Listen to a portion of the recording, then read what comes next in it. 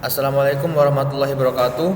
Perkenalkan, nama saya Muhammad Al-Mizrun Adli dengan NIM 2023 143676 dari program studi PGSD Fakultas Keguruan dan Ilmu Pendidikan Universitas BGI Palembang dengan dosen pengampu Dr. Haji Hendra Wijaya SAG MPDI.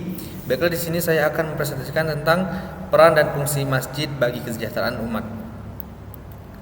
Definisi dan konsep masjid dalam Islam. Masjid adalah tempat suci umat Islam untuk beribadah, bersembahyang, dan melakukan aktivitas keagamaan. Masjid memiliki peran sentral dalam kehidupan muslim. Sejarah perkembangan masjid di Indonesia, yaitu pertama, warisan arsitektur tradisional. Masjid Indonesia memiliki ciri khas arsitektur yang berkembang sejak abad ke-13. Penyebaran di seluruh Nusantara, masjid tersebar luas di penjuru Indonesia menjadi pusat kehidupan masyarakat. Ketika perpaduan budaya lokal, dekorasi masjid yang kaya akan budaya dan seni khas Indonesia. Next, peran masjid sebagai pusat ibadah dan kegiatan umat. Pusat ibadah, masjid memiliki tempat umat Islam melaksanakan ibadah seperti sholat, mengaji, dan berdoa. Yang kedua, kegiatan umat, masjid menjadi pusat berbagai kegiatan keagamaan, pendidikan, sosial, dan kemasyarakatan umat Islam. Yaitu yang ketiga, pengelolaan. Pengurus masjid berperan penting dalam mengatur dan mengelola kegiatan-kegiatan masjid. Next, fungsi masjid sebagai pusat pendidikan dan pembinaan umat.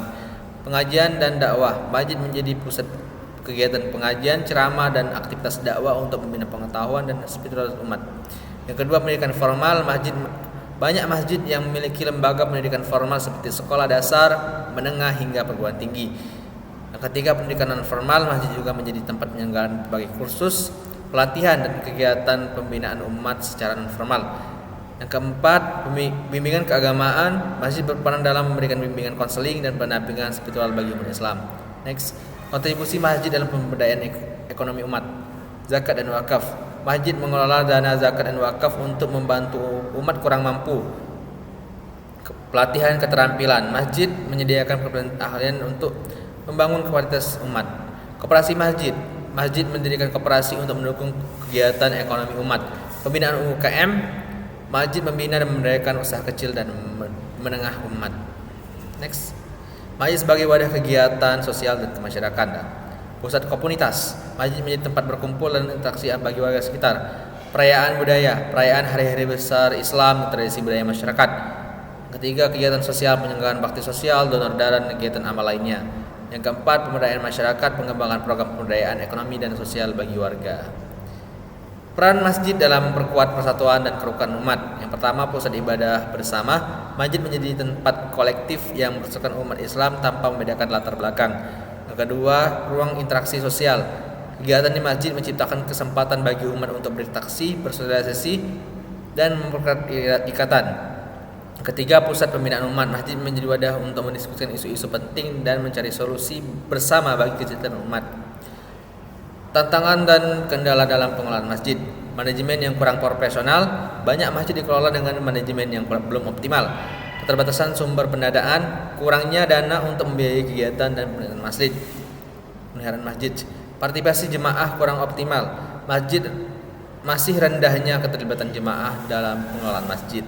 Next, strategi optimalisasi peran dan fungsi masjid. Yang pertama, peningkatan kapasitas pengelolaan. Memberikan pelatihan bagi pengurus masjid untuk meningkatkan kemampuan pengelolaan, administrasi, dan program kegiatan. Yang kedua, kolaborasi lintas sektor. Membangun kemitraan dengan pemerintah, LSM, dan organisasi masyarakat untuk memperkuat peran masjid. Yang ketiga, diversifikasi sumber pendanaan. Mencari sumber-sumber pendanaan baru melalui donasi wakaf dan program pemberdayaan ekonomi. Yang keempat, optimalisasi teknologi informasi. Memanfaatkan teknologi digital untuk memperluas jangkauan dan meningkatkan efektivitas kegiatan masjid. Next, kesimpulan dan rekomendasi. Masjid memegang peran sentral dalam kesejahteraan umat Islam sebagai pusat ibadah, pendidikan, pemberdayaan ekonomi. Peningkatan kualitas sumber daya, meningkatkan pengurus masjid dengan kepelatihan kepemimpinan manajemen untuk meningkatkan peran masjid.